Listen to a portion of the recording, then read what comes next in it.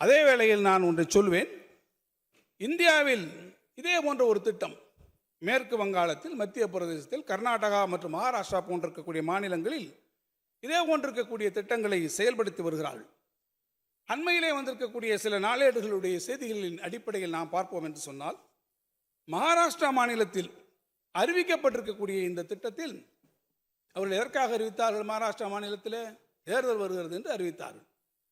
அதை அறிவித்ததற்கு பிறகு தேர்தல் முடிந்தவுடன் ஜெயித்த கையோடு அங்கே அமைந்திருக்கக்கூடிய பிஜேபி அரசாங்கம் என்ன செய்தார்கள் தெரியுமா?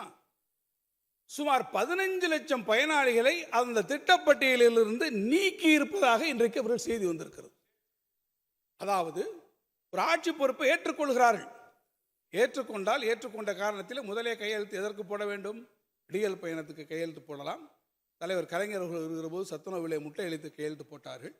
இப்படி நாட்டு மக்களுக்காக நன்மை செய்யக்கூடிய திட்டங்களுக்கு கையெழுத்து போடலாம்.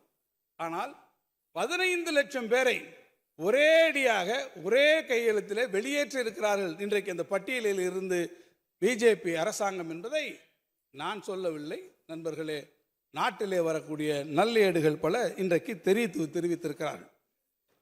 அப்படி அவர்களை வெளியேற்றுவதன் காரணமாக மகாராஷ்டிர மாநிலத்தினுடைய வருவாய் பற்றாக்குறையை அவர்கள் 46,000 கோடியாக குறைத்திருக்கிறோம் என்று இதில் பெருமை வேறு பட்டிருக்கிறார்கள்.